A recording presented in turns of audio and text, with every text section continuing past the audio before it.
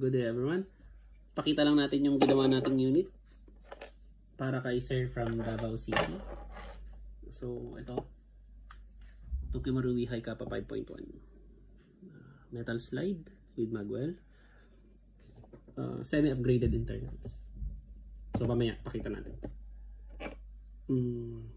Originally binili ni Sir sa amin yung Tokimaru High Kappa 5.1 black. So ito yung slide niya. At nagtanong din si Sir ng mga upgrade parts. So nagbigay kami ng upgrade parts. And then sabi namin sa kanya, pwede naming install free. So, pero since excited si Sir, sabi niya sila na lang daw ang mag-i-install. So pagdating ng item sa kanila, sa sobrang excited ni Sir, is ginamit niya na yung unit without installing yung mga upgrades na nareko namin. Ayun, ang nangyari is nag-crack yung slide niya dito. So 12 kg gas ang ginamit niya. So nag-crack dito. Ayan, nag-crack dito. Sa Tokimaru High Kappa 5.1 black silver, kapag ginamit nyo yan out of the box using any 12 kg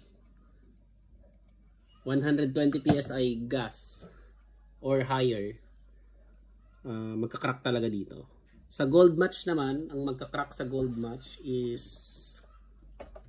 kahit palagyan nyo ng upgrade. So ang gold match, kahit palagyan natin yan ng upgrade part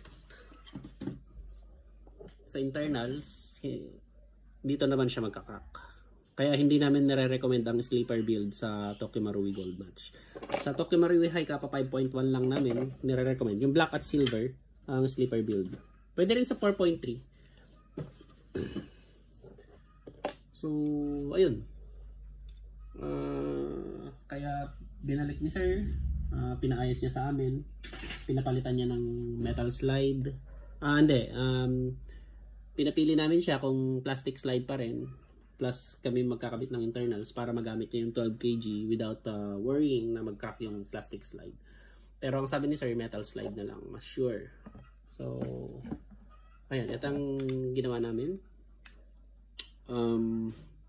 Almost stock internals to. Naglagay lang tayo ng magwell, metal slide, visible, tsaka yung front fiber optic. Yung adjustable rear sight is stock pa rin. So dito sa Airsoft Practical Shooting, lamang ang 5.1 sa 4.3 kasi yung 4.3 fix. Tokimaru 4.3 fix yung rear sight niya, unlike sa 5.1 na adjustable windage and elevation. And ito, yung nilagay natin is yan. So stock to. Stock with modification siyempre. Except yung magwell. Aesthetics lang naman ng magwell. So nilagay natin is yung 4.3 guide plug, stock recoil spring, tapos buffer. Galing kay Sir tong buffer. And then stainless steel fixed outer barrel, threaded yan. So mabigat to. Stock chamber, stock inner barrel, stock half rubber with modification siyempre. Plus edge blowback housing and edge speed nozzle. So with yung FKM O-ring namin, yung custom size O-ring namin. Pero kita nyo, napakahigpit nun. And napaka perfect ang seal niyan, air seal niyan. Ouch. Tapos EIP 140% nozzle spring. Pero tignan nyo naman yung nozzle return. Napaka smooth. Tsaka sumasagad.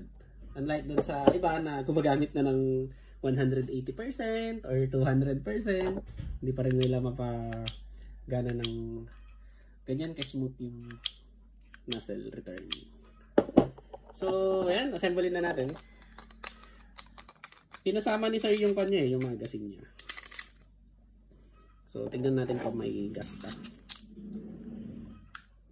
Lagay lang tayo ng oil. Of course,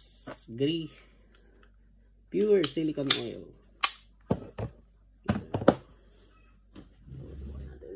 So, ito pala. Ito pala siya.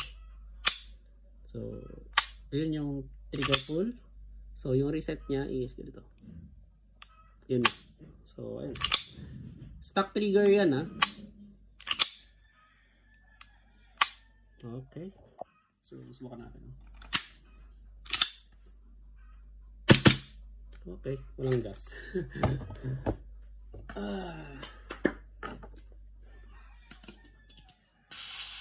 2, 3, 4, 5, 6, 7, 8, 9, 10. Walang o-ring yung inlet valve ni sir. So, maglalagay na tayo mamaya ng o-ring. Subukan natin. So, firing. Okay. So, yun na. Okay.